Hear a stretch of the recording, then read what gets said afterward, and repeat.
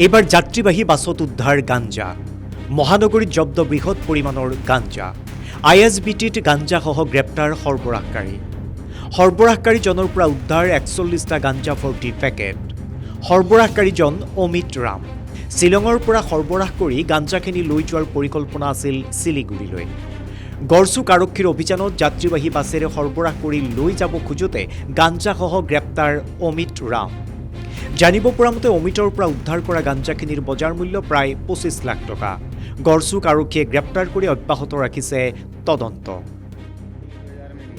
नाम क्या है तुम्हारा? अमित। घर कहाँ है? दिल्ली में। कहाँ से लेकर आए? गाजियाबाद। कहाँ से लेकर आए? पुलिस बाजार में जो 4 थे ना मेरे साथ, हाँ, उनने कार में बैठे थे, वो मेरे को लेके गए। कहाँ लेकर जाएगा? ये वहाँ कहाँ ले जाते, गोरखपुर की साइड मेरे को, वो चारों। कितना पैकेट लेकर आया था?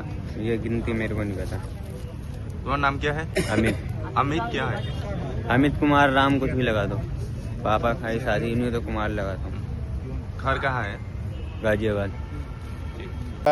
নিচাযুক্ত সামগ্ৰী বা ড্ৰাগছৰ বিৰুদ্ধে আমাৰ অভিযান অব্যাহত আছে মহানগৰ আৰক্ষীয়ে অহৰহ ইয়াৰ বিৰুদ্ধে আমি অভিযান চলাই আহিছোঁ আৰু ইয়াতে বিশেষ সূত্ৰৰ পম খেদি আজি আমি এটা অভিযান চলাইছিলোঁ এই অভিযানটো আইএসবিটি ইয়াত চলিছিলে গড়চুকত আৰু এই অভিযান কালত আমি এজন মানুহক সন্দেহজনকভাৱে এজন মানুহক যেতিয়া আমি ইণ্টাৰচেপ্ট কৰোঁ আৰু সেই মানুহজনৰ নাম হ'ল অমিত শ্বাহ তেওঁৰ ঘৰ হ'ল গাজিয়াবাদ দিল্লী সন্দেহজনকভাৱে তেওঁ কেইবাটাও মানে তেওঁ চুটকেছ বাকচ লৈ তেওঁ আছিলে গতিকে তেওঁক যেতিয়া খানতালাচী চলোৱা হয় তেতিয়া বৃহৎ পৰিমাণৰ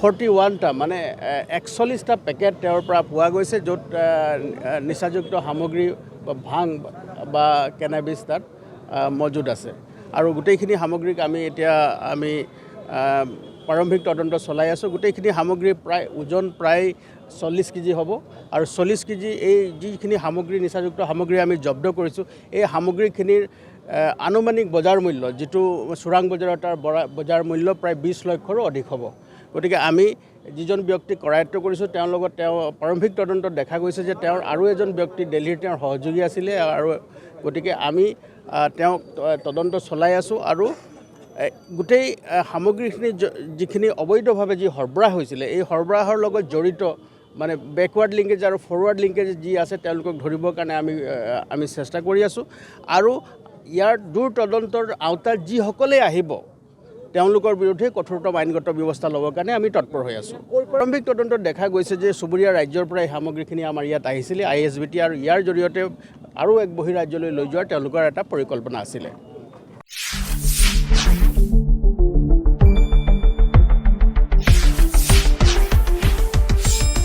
শুদ্ধ আৰু বিস্তৃত বাতৰিৰ বাবে চাই থাকক নিউজ ডেস্ক ৰিপৰ্ট।